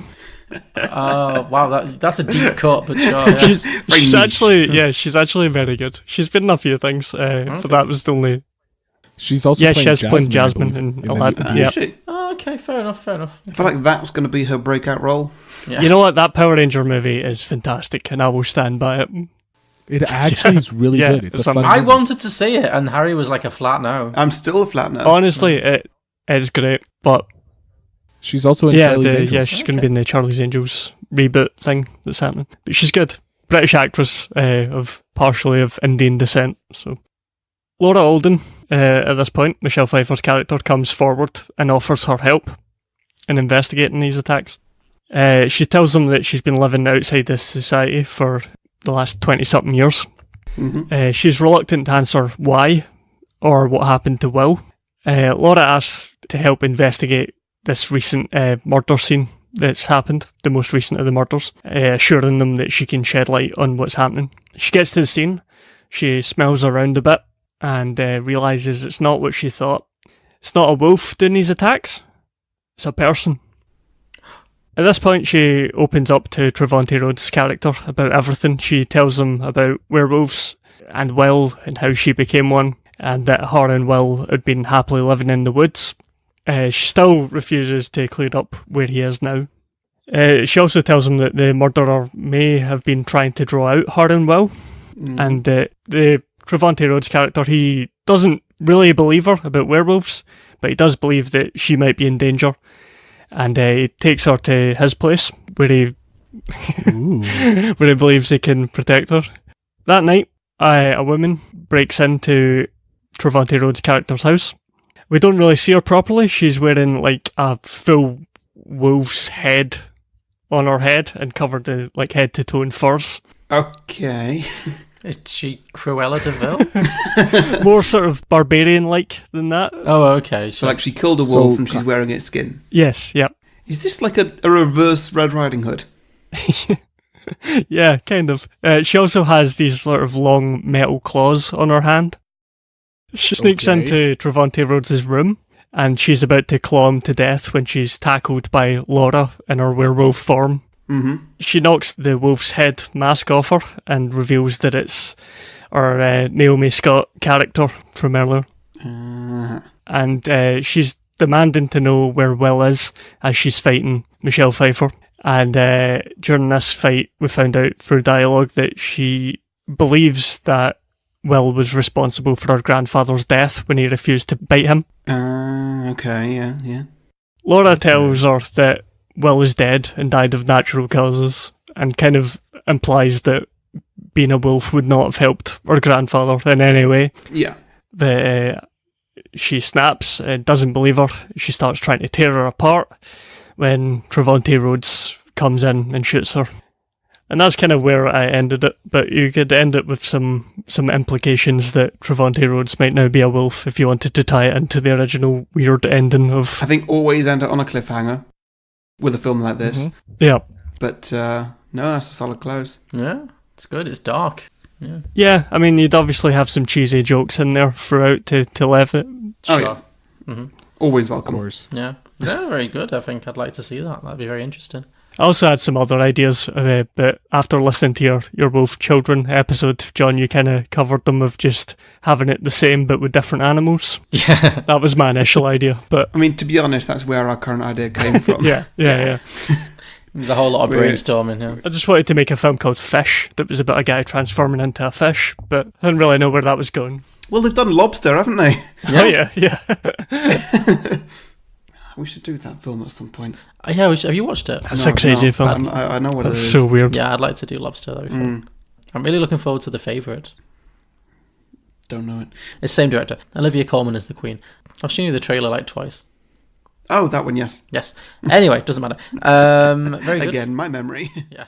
We know you love box sets and the area outside of them. Do you ever wonder what people see in artists like Garth Brooks and Insane Clown Posse? There's a lot of hidden value in this music, and we want to understand why people are so dedicated to these artists. We're Think Outside the Box Set, and we almost accidentally stole the name of Beyond the Box Set. Join me, Cameron DeWitt. And me, Nathan Hunt. As we listen to artists that many people dismiss, maybe for good reason. Check out boxset.website. Or your preferred podcatcher. You've tried the best, now try the rest. Okay, well, I guess that concludes that, and while John's getting me another beer, we should come to listener submissions. There's got to be a few different animals in here, right? Oh, absolutely, surely. Yeah.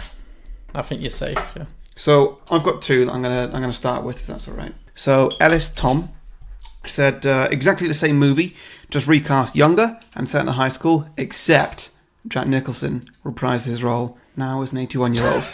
So he's 81-year-old Jack Nicholson, everyone else is just a high school student. So essentially take that age gap that we had in the original film and just extend it in both directions. And make it like a federal crime. Yeah. Wow.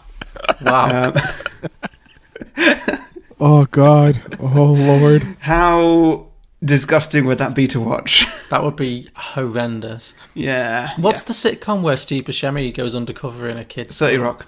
30 Rock, yeah. Yeah. I love that. Oh, God. Hey, kids, happening. The horror. Great. Cool. Yeah. Very good. And Mark Reed, one of our newer patron supporters, says, Michelle, what do you call her? Pfeiffer? No, he's called a Purifer. I assume he means Pfeiffer, yeah. Well, purr like a cat. Oh, is this the title? Okay, sorry. So, well, I don't think so. But Michelle Purifer as now a long-time werewolf. It might have been autocorrect. Is investigating. Sorry, I hope I've not made fun of your spelling. She's investigating other myths that might be true in hearing about a man made from the parts of dead bodies. She goes to investigate this Frankenstein, and along the way meets Tom Cruise, also investigating. And the Dark Universe is back on, baby. Yeah. They thought it was all over. Yes, I love it. I thought that was going League Pulled of a fast Extraordinary one on us. Gentlemen there. Yeah, It's close. It was even better. I mean, what I would've was the been okay difference, with really? that. There's not much difference between those two universes. One has Sean Connery, though. Yeah, and one has Tom Cruise. Sean Connery is superior to Tom Cruise. Yeah. Yeah, me too, I actually. have to agree with Rory. I on think this the one. main difference is just a couple of facelifts. Yeah. If Tom Cruise had allowed himself to act to age naturally, he would look like Sean Connery at this point. Like, yeah. Anyway, He okay, probably so would. I have a few as well. Mike Radford said, "The Wolf of Wolf Street." Okay. Luke Hooft said, "Wolf Nice. 2. This time we could afford the rest of the makeup." Paul Crane just said, "Dog." Okay, yeah, sure. Maybe that's a prequel, I don't know. Take it one step down. Yeah. Just a lower budget. Yeah. Not as vicious. Yes, It's yeah, a this is the kid-friendly version PG of Wolf. version. What would a low-budget wolf look like, as in this film? What would a low-budget remake of this look like? Because this, despite having a high budget, looks did low not feel budget, like a yeah, high yeah. budget. Well, I guess instead of Jack Nicholson, you'd have... Who's the low-budget Jack Nicholson? Christian Slater. Yeah, You'd yeah. have Christian Slater, yeah. Oh, That'd be yes. fine. Actually, I'd be up for that. Who's low-budget Michelle I like Pfeiffer? that. That's hard. Is there one? Anne Hathaway, Uma Thurman? because she played a crap Catwoman. I don't. I'm gonna go Uma Thurman. Uma Thurman, sure, Yeah. okay. That's hard on Uma Thurman. Yeah, I think it's harder on Anne Hathaway because she's a pretty. I know she's a bigger well-paid star, actress. but... To be fair, I also just did think who else has played bad Batman villains. That's where I went. Halle Berry. Again, just bad cat. I'm Ooh. thinking bad Catwoman, yeah. What about Alexandria Daddario? Daddario? Is she a TV Catwoman? No, she didn't play any Catwoman. Oh, okay. So I'm stuck on this one thought process. You so. are, aren't you? She does look a bit like a cat, though. Okay, yeah. She does. She has beautiful eyes. Sure, yeah, so that's that. Brad Woolslayer said, The Shining 2, here's Wolfie. Yeah. I'm Okay. fine with that. David Handloss said, Pig. Yep, that's another animal one. That's definitely a drink, isn't it? Yeah. Possibly starring James Corden, I don't know. John Scruffini said, Twolf. So Oh. two wolf. Oh, okay, yeah. Twolf. So it's just the T in front of the word. It's just wolf. basically, yeah. Yep. Oh. It's Teen Wolf. It's Teen Wolf. That's what it is. Yeah. That's going down that way. It's a Teen Wolf's remake. Yeah, cool. Well, that was an idea that I pitched in it when me and Harry were brainstorming today. My first pitch was a sequel to Teen Wolf called Old Wolf. But Teen Wolf does have a sequel already. It does, yeah. Teen Wolf. Believe me, 2, that's yeah. why we've not done it this month. Yeah. we would have loved to, yeah. Same with like American Werewolf, The Howling, all the actual good werewolf movies that we couldn't do because, yeah. I mean, this was good though, This right? was entertaining. It's Yeah. fine, yeah. Last week's was one of the worst films that we've done on the show. Okay. And, to review our Halloween season, Dog Soldiers, that was pretty good. That was Dog a good Soldiers? time. No, Dog Soldiers was great. I enjoyed Dog Soldiers. And Wolf Children, although nothing to do with werewolves, Was a bloody great film. Yeah. Yeah. No, we've had a good season. I'm just saying there's a lot of iconic wolf films that we weren't able to do. But we'll get to them. Anyway, okay. Trevor LePay said, it goes cat to wolf to bear, so clearly for the next film, Jack Nicholson needs to fight a bear wolf in Wolf 2. Mm-hmm. Yeah. A bear wolf. Not a man bear, a bear wolf. It should be man bear wolf, yeah. A man bear wolf. Be interesting to see that. Jed Jong said Worf. As in Star Trek? Yeah. Okay. So I guess maybe it's a So Jack middle-aged Nicholson man. turns into a Klingon. Maybe, yeah. Maybe it's Michael Dorn. Is that the same person that said Wolf Children in the Wolf Children episode? It's possible. I can't remember, but it's possible. Yeah. Or There's definitely maybe Michael Dorn turns into Jack Nicholson in some way. No. It's Worf. Yeah. In Jack Nicholson roles. Okay, interesting. Okay. Yeah. Okay, yeah, that works better. So like, as So good as imagine Worf in The Shining. Yeah, or Worf in As Good as It Gets. Yeah. One Flew Over the Cuckoo's Nest. Yes. That's a film I want to see. I can see that. Everyone's telling him that he's crazy, and he's like, "I'm not crazy. I'm a Klingon." Yeah, like it. Yeah. Mike Silver said squirrel. Sure. I'm taking a drink for that one. I think we all just did. Jack Nicholson turning into a squirrel. I'm also looking forward to the Up crossover. Yes. Squirrel. Dennis Fanning suggested The Grey. We follow a senior werewolf as he lives, laughs and loves. Oh, yeah, okay. Yes, that's... Spoiler alert, not going to end well for the wolf. Sure, yeah. Kelly Boyd just said, a documentary about people buying and destroying copies of Wolf. Harsh. I don't think it's that bad. To each their own. Scott Hillman said, it's a couple of years later, after the events of the original film, I guess, and the publishing industry is in chaos. The web has come in, Amazon, etc., and a lot of the old patterns and ideas have fallen by the wayside. A young hotshot enters the publishing world wanting to turn things around and has to work with an older mentor who takes them under his wing in more ways than one. So I guess that's the idea that some young hotshot joins the publishing industry in, the modern day when publishing is a dying industry. And I guess Jack Nicholson's, even though he's now a wolf, is still working in the industry and he's like the old mentor, I guess. And should be, by all rights, retired. Basically, yeah, or retired or dead. But yeah. Unless he owns it. And he still works there because he owns it. Well, he does, yeah. That contract was ironclad, yeah. Anyway, cinema_recall, at cinema_recall, said, I want a sequel featuring Jack Nicholson and Michelle Pfeiffer's characters finding out that they're not actually wolves, they just both have STDs. Lovely. Is that what an STD is? You go out, kill your ex-wife and don't remember? It was the 90s. I guess it's the idea of having unprotected sex and waking up the next morning filled with regrets. I don't know. Okay, sure. It does regret stick with an STD? Sexually transmitted lycanthropy theory, though. That's a very philosophical question. Should regret be considered an STD? Sexually transmitted regret. We've all had that. Oh, Jesus. I like how we all went to our own individual places there. Very dark places. Anyway, at Gidget Von LaRue said, Jack Nicholson mates with Michelle Pfeiffer and they have wolflings. So I guess we covered that. It's like if they have kids. Maybe it's the film Wolf Children. Maybe he dies and she has to raise the kids solo in the countryside. Yeah, it makes sense. Yeah. The American version now. Connecting everything. Yeah, yes, we must make connections. Yes, we come full circle in our month. Yeah, I like that. It's good. So we've come full circle. And finally, Blokebusters at Blokebusters said, Wolf 2, Jack Nicholson heads to the UK to track down his younger brother, who has a small primetime career on the TV show Gladiators. Oh, yeah, the wolf from Gladiators. This is going right over Harry's head. He's a child, such a child of the late 90s. I do know there was a show called Gladiators. Yeah. Was it like Total Wipeout? A little bit. A little bit? Kind of. It was an obstacle course competition show, but they competed against these muscular people. And they had a villain called Wolf, essentially. And the main antagonist was called Wolf, basically. He was just a hirsute, middle-aged, beefy guy who used to hit people with a stick. I think that's one of my oldest TV memories, along with Robot Wars. Oh, yeah. Robot Wars. Who can forget Robot Wars? Such a great idea for a show. Yeah. Except that the robots were all crap. Were they? Yeah. Or were they awesome? They redid it, eh? They brought it back. Yeah. They brought it back a few times, yeah. Yeah, they had the guy from Red Dwarf on it. Oh, Craig Charles, yeah, he always hosted it, didn't he? So yeah, it was Darryl O'Brien hosted the recent one, shot in Glasgow. Okay. Wasn't there a Puppet Fox? What? At one point? A Puppet Fox?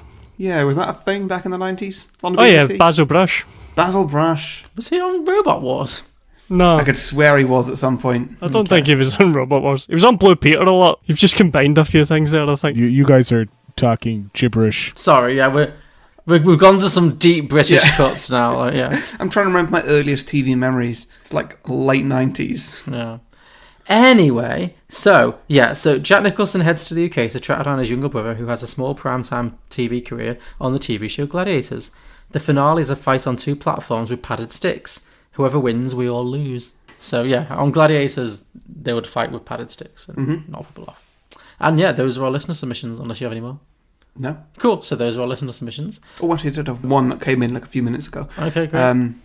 Barely. So Jameson Wesson said, unrelated, but that movie was what had teenage me convinced that Jack Nicholson was perfect casting for the role of Wolverine. Can we all just talk about that for a sec? How good would Jack Nicholson be as Wolverine? Not now, but earlier Jack Nicholson. I don't think he ever had the physicality to Wolverine. No? No. Wolverine's a 5'3" stocky character though. In the comics, he's a small little ball of rage, and I think Jack Nicholson can do that. He has the grumpiness. I guess maybe. Yeah. The comic book character's 5'3" and ugly. He's meant to be ugly. To be fair, yeah, I'm judging that by the Hugh Jackman standard. interpretation of what Wolverine is, but I don't know what the comic book Wolverine looked like. So. Like muscular, but yeah, a bit overweight and a bit. Yeah. Oh, in that case, sure, yeah. Looks like you couldn't like knock him down with a baseball bat. Is the kind of guy he's meant to look like. I like the idea of like if Wolverine was like this like pot-bellied little, balding. It'd have to be like One Flew Over the Cuckoo's Nest era Jack Nicholson though. I could see it. He's got the rage. Yeah, no, okay, fair enough. Okay, so those were our listener submissions for Wolf. If you have any sequel ideas for Wolf or any of the films we've done in the past, please let us know. We are Beyond the Box Set. You can find us at beyondtheboxset.com. Our podcast is available on all good podcasting platforms, including iTunes, Stitcher, Spotify, Google Play, and anywhere else that you can find podcasts. We are also available on Patreon. Just go to patreon.com/beyondtheboxset. You can contact us on social media on Facebook, Twitter, and Instagram. Just search Beyond the Box Set or at Beyond the Box Set on Twitter. And we have exclusive merchandise available on tpublic.com. Again, just search Beyond the Box Set. So, next week, Harry, what is happening? Well, next week we are doing... It's a Patreon episode. A Patreon episode, great. I just had to look this up because I've forgotten. And it's, in fact, Mark Reed, who just wrote in recently. Great. And he is doing a film called Behind the Mask. Behind the Mask, okay. Now, there have been a few interpretations of this film, and I've forgotten what film he said he was doing. It was a mockumentary about music or something? Mm-hmm. Wait a minute. Okay, I found it. Don't worry, guys. Stop panicking. So, it's a film called Behind the Mask, The Rise of Leslie Vernon. Great. I've never heard of it. Nope, me neither. But I know there's quite a few versions of Behind the Mask. I don't know what that means. I think that's just different titles that have been reused. It sounds like a pretty standard film title. I've looked into it a little bit. It doesn't seem like a remake or anything. No, I think it's just one of those titles that... Yeah. I think we're clean. Well, cool, okay. So we're tuning next week for Behind the Mask, The Rise of Leslie Vernon. Now, before we do finish up, we do need to give a little bit of space for Rory and Phil to both plug their shows one more time, including, guys, links to where we can find you. Yes. Yeah, once again, my podcast is called Doghair Presents, and if you want to learn about characters like Wolverine or movies from any eras or whatever, I'm worse at plugging this time. I don't know why. I forgot what my show is about. But if you want to learn stuff, you come to my show, you have a good time, you learn something. I try and teach you something new every week. And you can find it at doghairnetwork.com. You can follow me on Twitter at Hangover Reviews or at Doghair Network. All right. My show is called The Phil Betters Show. It's a show about where me and my buddy, we talk about movies. Guests talk about movies. We just love movies so much. And you can follow us on Facebook, Instagram, Twitter. All very simple, at Phil Betters Show.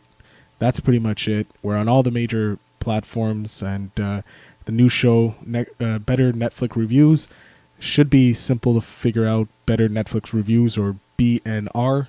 Haven't decided which one yet, but yeah. By the time this episode comes out, it should be already done. Hopefully. Maybe.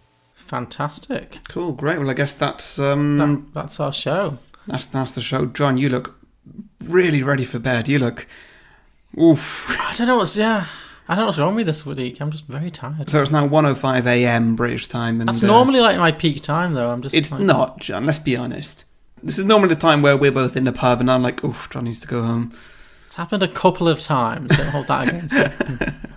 Well, I'll let you. I'll let it slide because you're in your own apartment. Fine. But yeah, well, thank you guys very much for guesting. It's been a pleasure to have you on. And hopefully we'll have you on again sometime. It's been a pleasure being on. I love this show, so it's good to be on. It's a pleasure to keep you guys up until 1 o'clock to talk about this fantastic movie. I'd be up anyway.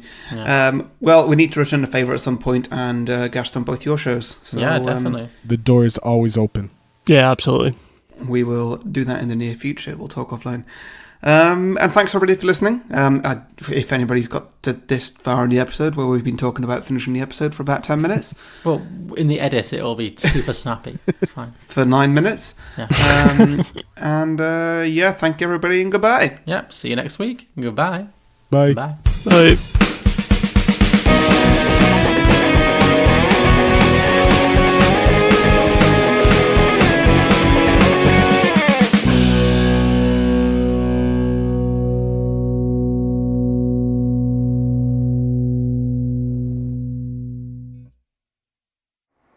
Not only the president of the Hair Club for Men, I'm also a member.